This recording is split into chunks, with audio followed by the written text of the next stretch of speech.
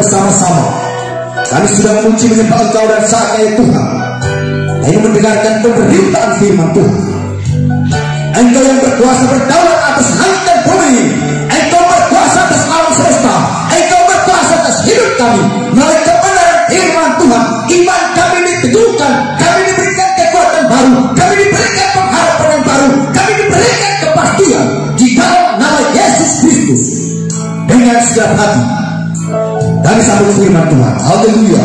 Sama-sama katakan amin. Puji Tuhan. Silakan duduk. Sebelum mendengarkan firman Tuhan, jangan lupa tekan tombol subscribe dan lonceng. Selamat menikmati berkat firman Tuhan. Shalom. Selamat pagi Bapak Ibu sidang jemaat yang dikasihi oleh Tuhan Yesus Kristus.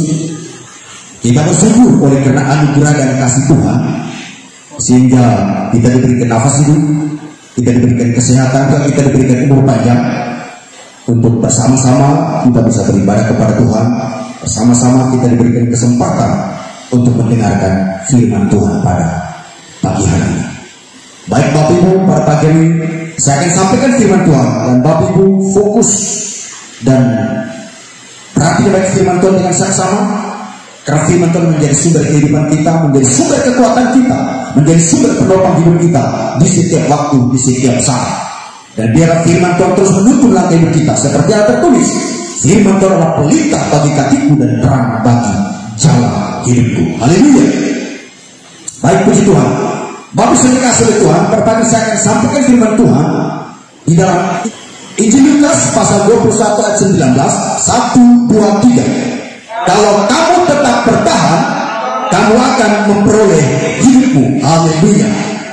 Saudara, berarti dikatakan kalau kamu tetap bertahan, kamu akan memperoleh hidupmu. Saudara, perhatikan baik-baik kebenaran firman Tuhan dalam Injil Lukas. Kalau kita baca ayat sebelumnya, Yesus sedang menyampaikan, Yesus membicarakan, menegaskan bahwa ada satu masa, akan ada masa yang disebut dengan klepas, yaitu masa kesusahan, masa kesulitan, masa penderitaan, masa aniaya. Lalu di akhir dari semua pembicaraan Yesus itu dalam khususnya dalam Lukas 21, saudara, di ayat ke-19, Yesus mengakhirinya dengan berkata, tetapi kalau kamu tetap bertahan, kamu akan memperoleh hidupmu. Haleluya. Hati-hati kita dikasih oleh Tuhan. Sekalipun ada masa di mana kita dihadapkan dengan situasi-situasi yang menantang kehidupan kita, yang menantang kerohanian kita, ada situasi di mana Tuhan mengizinkan saudara akan mengalami masa-masa krisis, ujian, tantangan. Tetapi firman Tuhan menegaskan, kalau kamu tetap bertahan, kamu akan memperoleh hidupmu. Haleluya. Tema kita adalah tetap bertahan. Tetap bertahan. Karena kalau kamu tetap bertahan, kamu akan memperoleh hidupmu. Itu sangat jelas ditegaskan dalam kebenaran firman Tuhan. Dalam kehidupan kekristenan kita, dalam kehidupan kita hari-hari yang dikasih oleh Tuhan, kadang harus menghadapi kondisi yang tidak mudah, mulai dari peristiwa buruk atau masalah yang saya akan cari jawabannya. Namun firman Tuhan mengingatkan kepada kita untuk tidak menyerah. Tetapi dalam keadaan demikian, apa kita bisa tetap setia dan terus memuji Tuhan? Sebenarnya dikasih oleh Tuhan, firman Tuhan menegaskan, apapun situasi kondisi keadaan, tetaplah bertahan. Ada orang mereka tidak mampu bertahan sehingga mereka meninggalkan Tuhan ketika diizinkan masa krisis, ketika Tuhan izinkan masa-masa sulit, ketika Tuhan izinkan hidup yang penuh dengan tantangan, membuat mereka tidak mampu bertahan dan mereka meninggalkan Tuhan. Sehingga firman Tuhan menegaskan, saudara, apapun situasi kondisi keadaan, tetaplah bertahan. Haleluya. Amin. Kasih kiri kanan. Apapun yang kau hadapi hari ini, tetaplah bertahan. Bertahan di dalam Kristus, bukan bertahan masalah artinya mempertahankan masalah. Maksud di sini adalah bertahan artinya bertahan di dalam Kristus, mempertahankan Kristus di dalam dirimu. Haleluya. Bagaimana supaya kita dapat tetap bertahan dalam badai kehidupan di tengah kegoncangan dunia?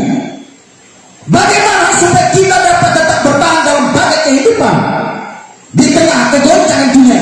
Yaitu yang pertama kita melihat saudara, percaya akan janji Tuhan. Haleluya. Bagaimana supaya kita bisa bertahan sedangkan kondisi keadaan dunia ini hari-hari ini makin sulit? Situasi kondisi keadaan dunia ini hari-hari ini makin kacau. Situasi kondisi keadaan dunia hari makin tidak kondusif. Bagaimana kita bisa bertahan? Saudara, ini firman Tuhan. Percaya akan janji Tuhan. Amin. Minggu kemarin saya sudah sampaikan mengenai ujian integritas iman Abraham.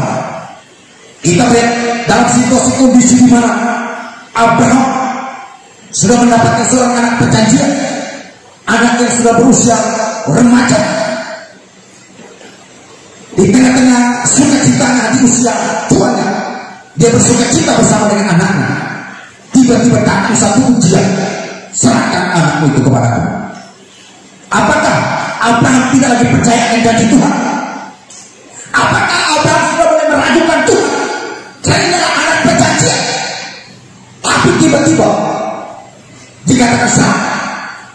Saudara, dalam hal ini Alkitab mengatakan Abraham sedikit pun tidak meragukan janji Tuhan. Amin. Bagaimana dengan kehidupan kita hari-hari? Bagaimana supaya kita bisa bertahan di tengah-tengah situasi kondisi keadaan dunia yang semakin tidak kondusif? Bagaimana kita bisa bertahan menghadapi tantangan zaman? Ini poinnya. Percaya akan janji Tuhan. Haleluya. Saudara, orang tidak bisa bertahan dalam menghadapi situasi persoalan, tidak mampu bertahan dalam menghadapi situasi kegoncangan dunia kalau dia hidup tanpa meyakini janji-janji Tuhan dalam hidupnya. Haleluya. Janji Tuhan dia dan amin. Tuhan berjanji untuk memelihara hidup kita. Tuhan berjanji untuk menjaga hidup kita. Tuhan berjanji untuk memberkati kita. Tuhan berjanji untuk memberikan umur panjang buat kita. Tuhan berjanji memberkati keturunan kita. Percaya akan janji Tuhan. Haleluya.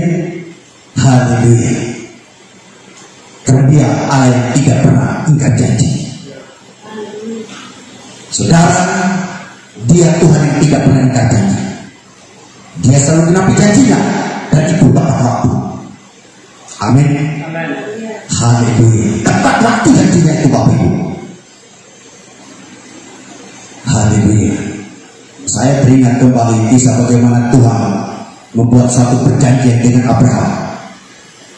Binatang dibelah dari kepala sampai ke bawah, dibelah, dibuka bagi dua, lalu binatang itu ditaruh.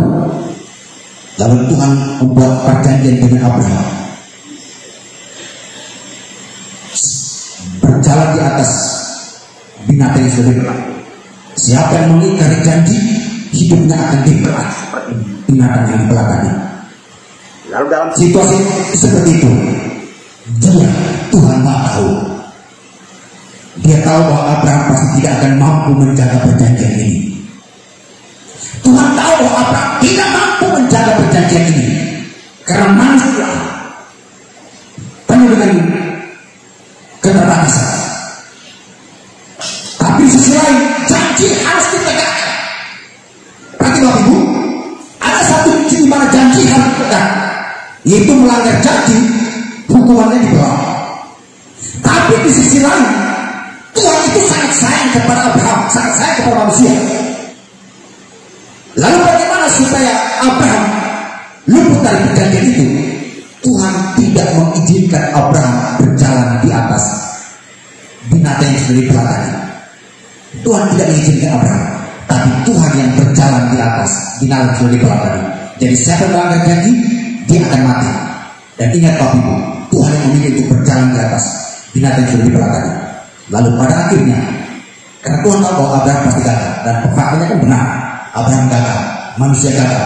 Karena kegagalan manusia itulah perjanjian harus dijalankan. Sumpah janji harus ditegakkan. Makanya bagaimana supaya manusia tidak dibinasakan karena melanggar janji?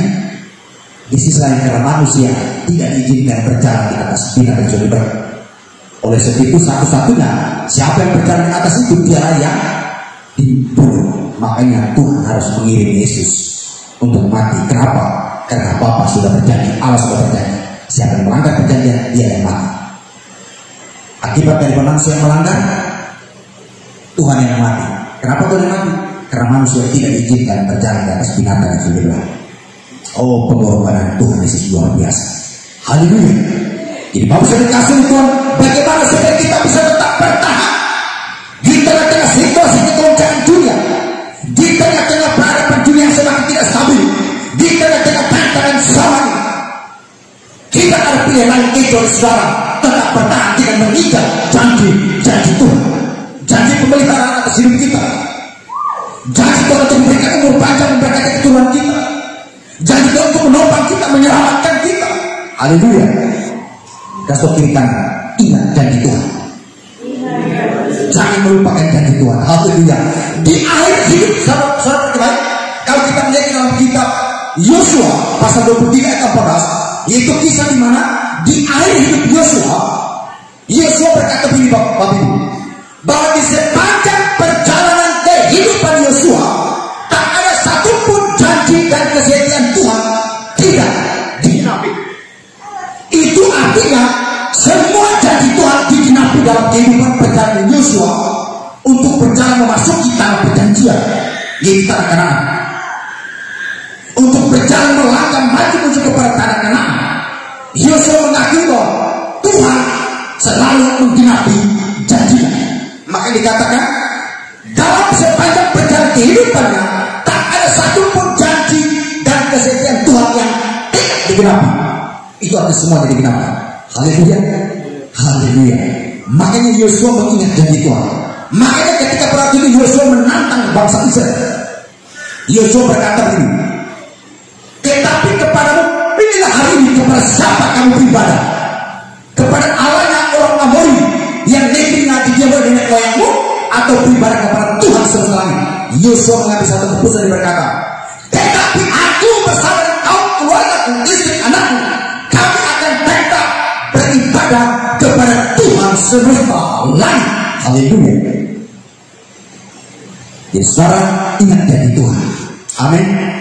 Di tengah-tengah saudara diperhadapkan dengan situasi yang sangat menantang, ujian yang sangat gede, ingat janji Tuhan.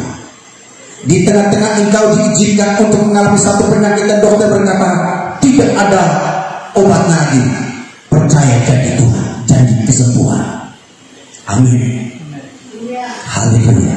Di tengah-tengah engkau diperhadapkan dengan situasi krisis, tidak punya apa-apa lagi, ingat janji Tuhan. Tuhan sanggup melihara kita. Dia berkata, lihatlah bunga bakung di padang yang tidak meminta, namun Allah tetap mendandanginya, menghiasinya dengan begitu indah sehingga setiap orang memandang dan berkata, wow, cantiknya, mantap. Yesus berkata, lihatlah burung-burung di udara yang tidak pernah menabur dan tidak pernah menaik, tapi Allah tetap pelihara mereka. Terlebih kehidupan Bapak Ibu saudara dan saya, katakan amin. Haleluya. Tuhan pasti pelihara kita. Haleluya. Karena janji Tuhan, kita dibuat berharga dan mulia di mata Tuhan. Tuhan mengambil janjinya setara dengan darah anak domba, setara dengan darah Allah itu sendiri, darah Yesus Kristus Tuhan. Haleluya. Dibuatnya kita berharga. Karena janjinya kita bisa mendapatkan bagian dalam kerajaan kekal, yaitu kerajaan surga. Setelah ingat janji. Di tengah-tengah engkau menghadapi situasi sulit di dunia ini, kontrak rumah dari satu tempat ke tempat yang lain, disuruh pindah, tidak boleh lanjutkan lagi, engkau tidak punya rumah, ingat janji Tuhan, engkau punya rumah di surga. Amin. Haleluya. Di tengah-tengah engkau mengalami kesulitan situasi, ingat janji Tuhan bahwa engkau punya harta kekayaan di surga. Engkau pasti akan diberkati. Haleluya. Karena janjinya kita bisa mendapatkan bagian dalam kerajaan surga. Haleluya. Saudara, saya sering ingat ada satu pernyataan dari Ahok waktu itu dia masih gubernur DKI, ketika pada waktu pelantikan beberapa TNS dan pelantikan beberapa pejabat, Ahok menegaskan kepada mereka. Di tengah-tengah Ahok berbicara, ada beberapa orang mereka tiba-tiba terdengar menutup berbicara tentang iman. Ahok langsung dengan tegas, jangan kau berbicara tentang iman. Tapi kau hidup tidak benar. Ahok berkata, saya percaya, saya beriman, dan iman saya bahwa ketika hari saya mati, hari ini saya dapat tempat di surga, saya dapat rumah di surga, saya dapat makan di surga.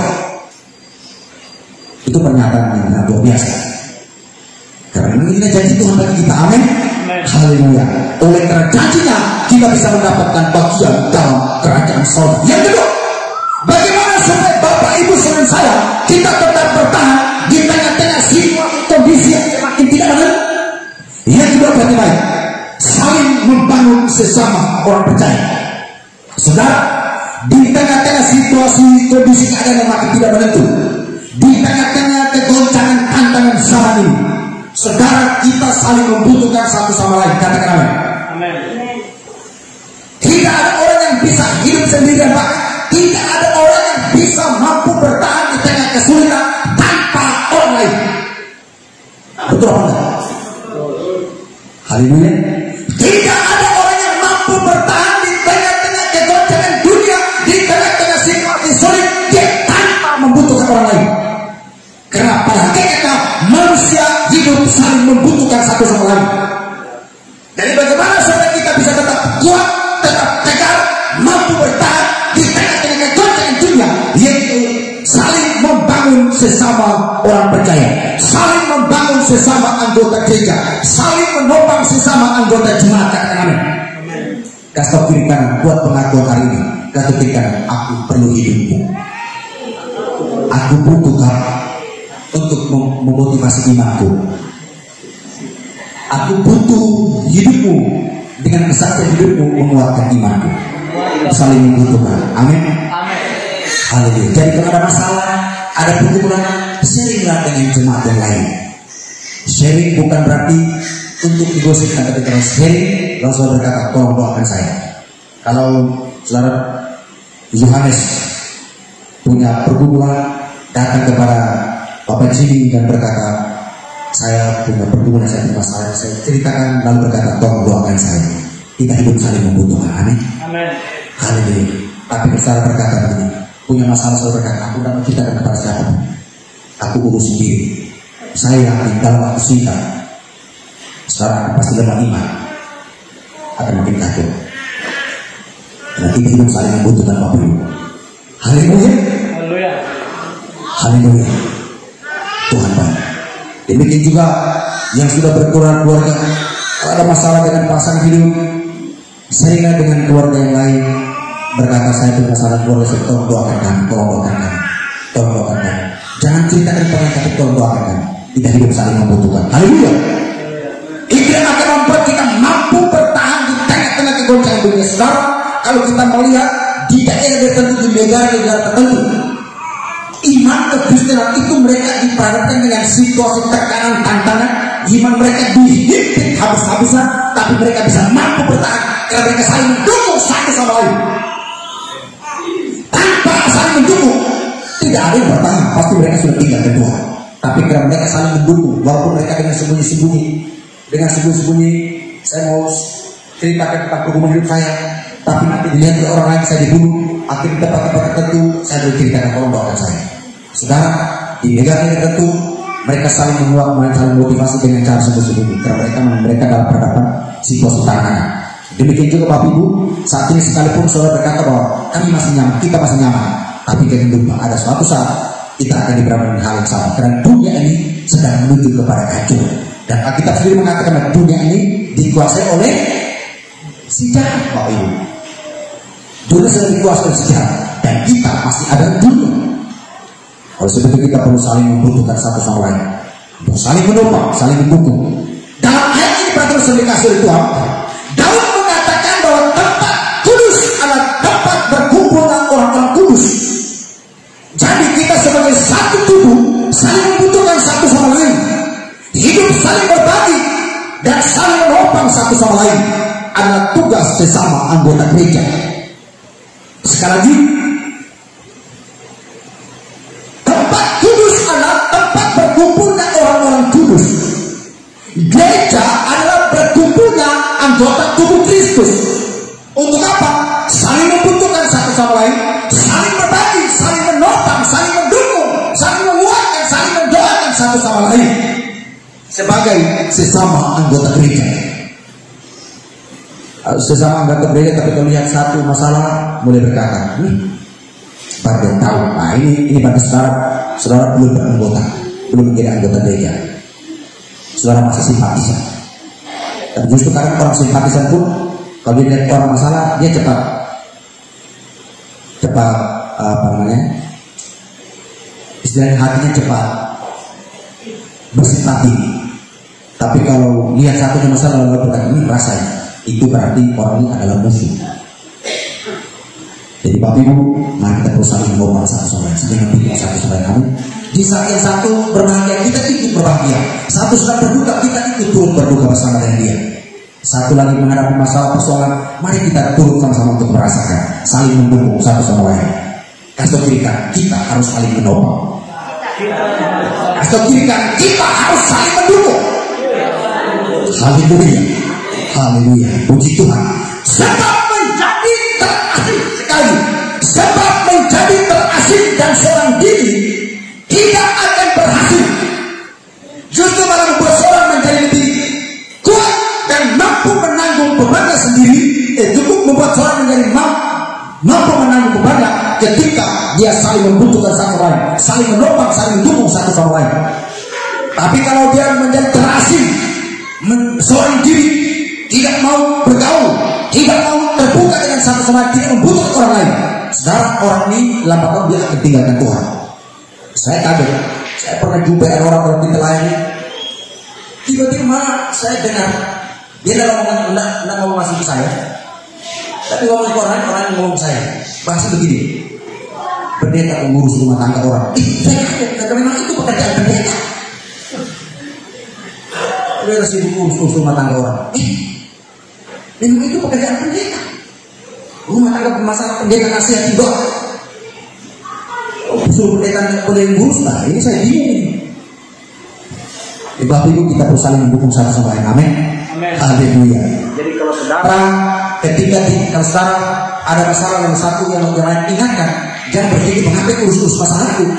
Sekali lagi Bapak Ibu, sekali saya katakan, ketika saudara dalam pergumulan, saudara dalam ada masalah, lalu teman saudara atau saudara melakukan satu kesalahan ada masalah, teman saudara atau anggota gereja datang mengingatkan saudara, jangan berkata bahwa ngapain urus masalahku, tapi lebih baik saudara berkata begini, aku berterima kasih karena engkau telah mengingatkanku, engkau telah mengadarkanku. Itu akan membuat saudara akan menjadi lebih baik. Amin. Kalau saudara Togu lagi ada masalah, lalu saudara Jeffrey Nala datang mengingatkan, jangan berkata lain, ngapain urus diriku, tapi harus berkata terima kasih lain dan telah mengingatkan saya dan mengajarkan saya sangat berterima kasih.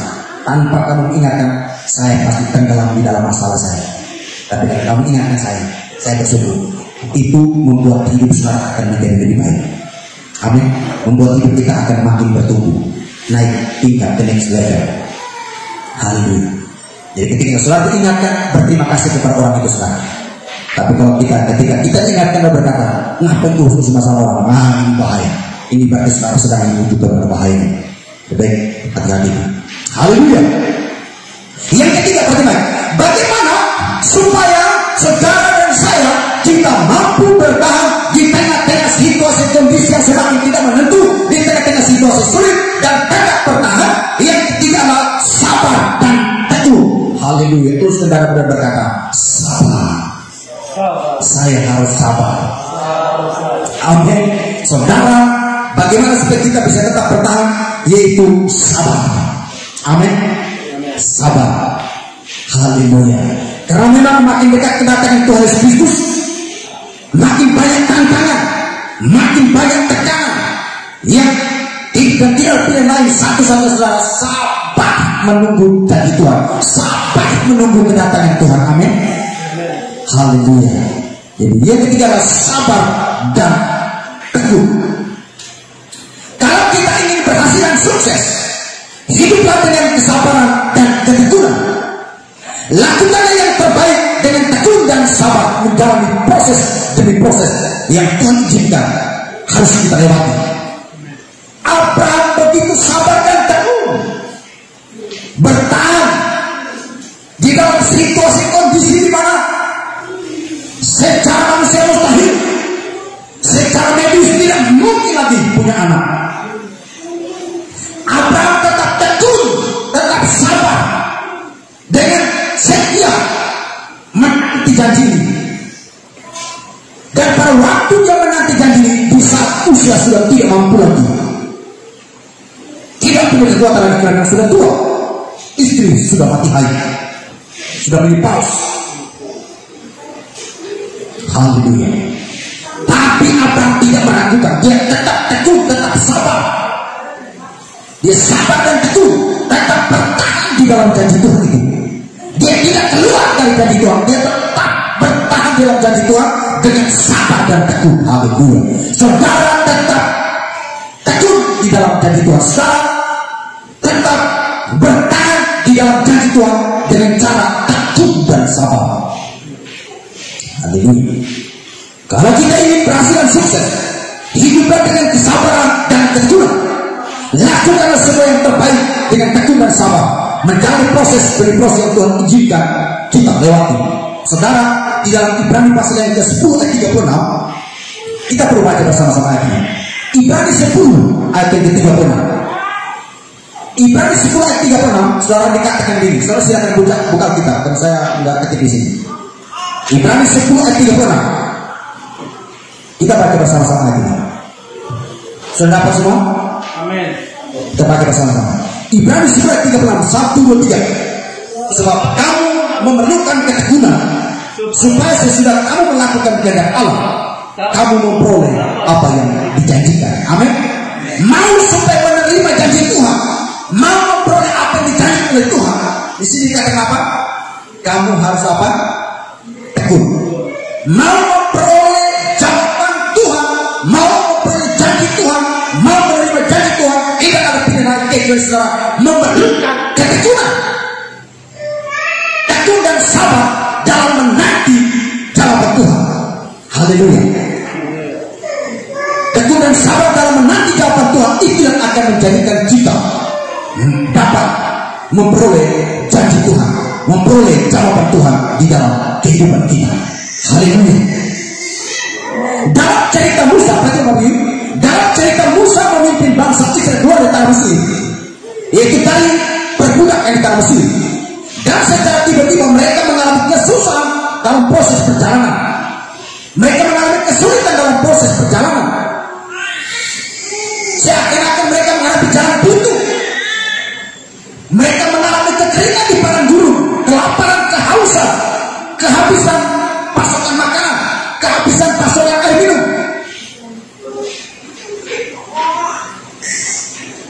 Bahkan mereka melewati padang gurun yang penuh dengan ular dan berbagai rintangan.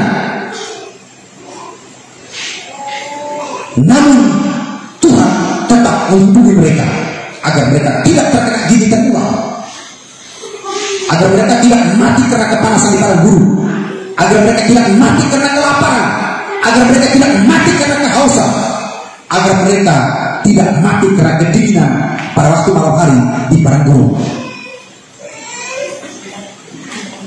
Tapi perkemahan di saat ketika bangsa Israel mereka mulai menggerutu kepada Tuhan, saat itulah perlindungan Tuhan seakan-akan hilang dari kehidupan mereka. Saudara, di tengah-tengah engkau diperhadapkan dengan masa proses, situasi sulit, situasi yang penuh dengan tekanan, tantangan. Di saat itu ketika engkau mulai menggerutu terhadap Tuhan, di saat itulah saudara akan seakan-akan mengalami kehilangan pertolongan Tuhan. Haleluya. Haleluya. Saudara perhati baik. Di saat itulah seakan-akan saudara mengalami kehilangan pertolongan Tuhan. Karena persoalannya mereka tidak lagi mengingat janji Tuhan.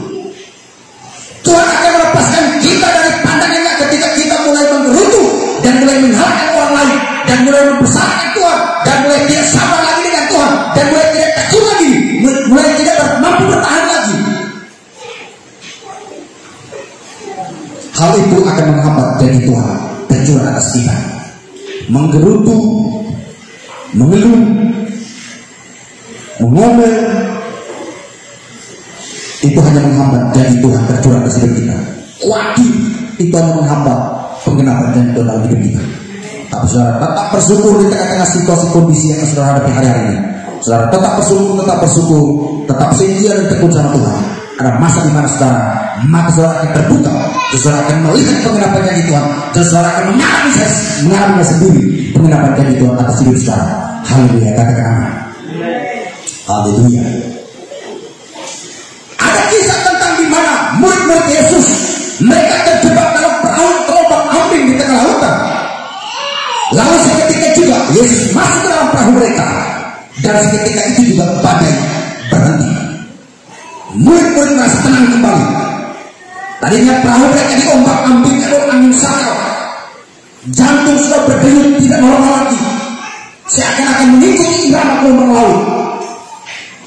Tapi dengan kehadiran Kristus di atas perahu mereka, mereka menjadi tenang teduh kembali. Laut pun meredah. Tapi jangan lupa hidup. Tapi kita melihat di dalam kitab Kisah Para Rasul bagaimana ketika kita melihat kisah perjalanan Paulus. Ada cerita dalam Kisah Para Rasul pasal 27 yang mengisahkan bahwa badai tidak langsung berhenti saat itu juga. Butuh waktu yang begitu lama untuk berhenti. Dan saat itulah iman Paulus teruji. Di saat itulah iman kita teruji. Saudara, ada badai yang bisa seketika langsung berhenti, tapi ada badai yang butuh proses. Untuk apa? Mendewasakan iman kita. Katakan amin. Ada masalah di saat kita berdoa berseru kepada Tuhan, Tuhan langsung jawab. Tapi ada pergumulan yang kita berdoa dan terus berdoa, butuh proses. Katakan amin.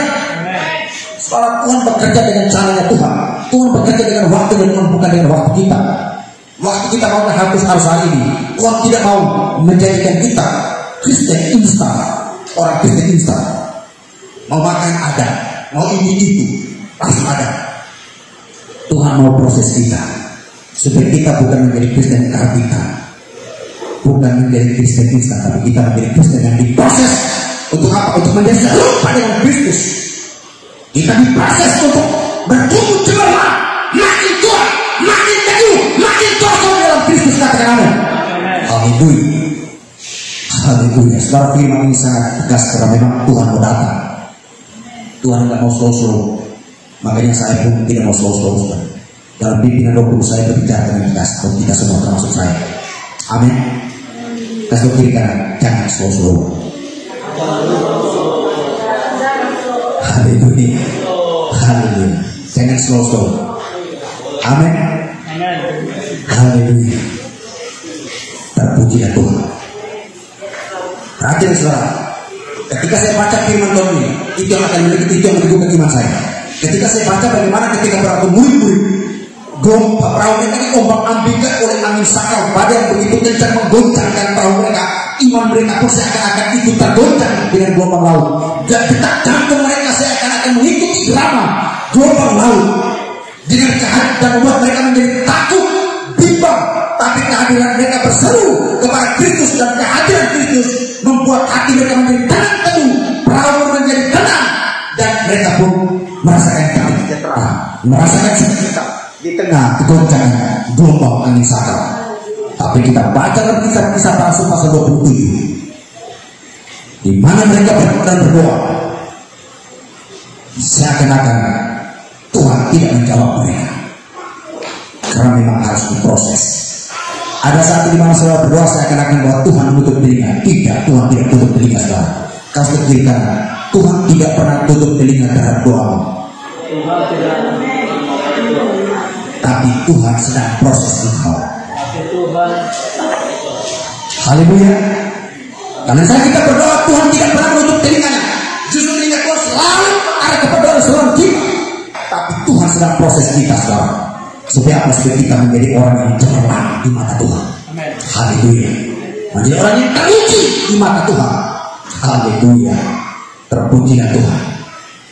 Al-Dahsyat. Ingatlah bahwa ada badai yang membutuhkan waktu panjang untuk reda.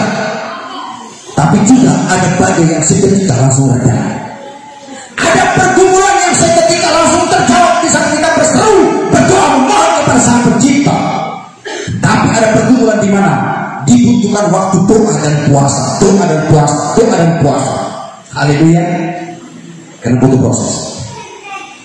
Haleluya. Saat proses badai sedang berlangsung, tetaplah teguh, jangan menyerah, tetaplah bertahan di dalam janji Tuhan. Haleluya. Haleluya. Tetaplah bertahan dalam janji Tuhan, jangan menyerah, tetaplah sabar dan teguh. Akan menjadikan kita orang Kristen yang cemerlang. Amin. Tuhan mau supaya jemaat PKC adalah jemaat yang cemerlang, jemaat yang kuat imannya. Haleluya. Jemaat yang kuat imannya, jemaat yang cemerlang. Haleluya. Dan ingat Bapak, di saat kita menghadapi proses, betapa baiknya Tuhan itu, Dia tidak hanya dari kita sendirian, tapi Dia juga memberikan kemampuan, kekuatan bagi kita untuk melewati semua itu. Amin. Sekalipun kita berkata aku harus bertahan, kita bertahan itu pun bukan yang kekuatan kita Bapak Ibu. Ada pribadi yang menopang kita sehingga kita bisa keluar. Haleluya. Tuhan Yesus sudah lagi. Amin. Paulus pernah berkata, segala perkara dapat kutanggung di dalam Dia yang beri kekuatan kepadaku. Segala perkara dapat kutanggung di dalam Dia yang beri kekuatan kepadaku. Artinya Paulus mengakui, sekalipun Paulus mampu bertahan di dalam penderitaan, Paulus memilih untuk sabar dan teguh, tetap bertahan di dalam penderitaan aniaya. Bukan karena kekuatan Paulus, bukan karena kekuatan gagahnya, tapi ada pribadi yang menopang dia. Katakan amin. Haleluya. Saudara teringat dengan kisahnya Yusuf ketika waktu dia ada di sidang pengadilan. Dia tidak butuhkan kuasa hukum. Ketika sampai di dalam sidang pengadilan, hakim bertanya, kenapa Anda tidak membutuhkan kuasa hukum? Yusuf berkata begini, sebelum saya ada di sini, kuasa hukum saya sudah terlebih dulu hadir di sini. Hakim berkata, kamu merendahkan sidang ini sidang resmi. Dia berkata, saya berbicara dengan fakta, dengan iman, dengan benar. Sebelum semua kita ada ruangan ini, kuasa hukum saya sudah hadir di sini. Itu yang saya percaya. Dia mengakui bahwa Roh Kudus yang menjadi kuasa hukumnya untuk menaruh perkataan dalam mulutnya untuk menyampaikan pembelaan. Wah, luar biasa, ini iman luar biasa. Amin. Haleluya. Sekarang ingat, Roh Kudus selalu ada bersama kita. Amin. Haleluya. Haleluya. Yang terakhir Bapak, yang terakhir. Ini yang terakhir. Rahasia untuk tetap bertahan di tengah-tengah kegoncangan dunia, di tengah-tengah tantangan sama. Yang terakhir adalah belajar untuk tetap rendah hati. Amin. Belajar untuk tetap rendah hati. Saudara, Tuhan menolak orang yang angkuh dan sombong, namun memandang orang yang rendah hati. Tuhan memandang orang yang rendah hati. Tuhan menyayangi orang yang rendah hati. Keangkuhan dan kesombongan bisa saja menjadi penyebab timbulnya bahaya dalam kehidupan kita. Ingat Bapak sekali lagi, kadang badai datang itu disebabkan oleh keangkuhan dan kesombongan. Kadang badai bisa datang dalam kehidupan seorang itu disebabkan oleh keangkuhan dan kesombongan. Tapi orang yang rendah hati, mata Tuhan selalu memandangnya dan menolongnya mengangkatnya untuk keluar dari setiap badai kehidupan. Haleluya. Kasih kiri kanan. Kalau engkau diberkati hari ini, jangan sombong. Kasih kiri kanan. Kalau engkau hari ini sehat, segar, gemuk, jangan sombong. Kasih juga yang kiri kanan juga. Kalau engkau hari ini kurus, jangan minder. Kalau engkau hari ini diberkati dengan pas-pasan, jangan minder. Amin. Haleluya. Haleluya. Kadang-kadang Tuhan melakukan hal yang membangkitkan agar keangkuhan dan kesombongan kita dipatahkan, dan kita dibentuk untuk menjadi rendah hati.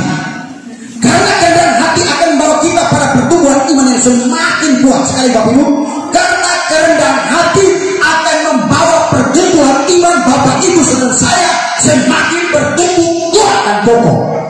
Haleluya. Semakin bertumbuh kuat. Amin. Karena kerendahan hati. Haleluya. Iman kita akan semakin bertumbuh kuat, semakin bertumbuh kokoh. Haleluya. Kesombongan datang sebelum sebuah kejatuhan menimpa. Hal ini perlu diwaspadai karena kesombongan hanya akan merobohkan semua yang kita miliki.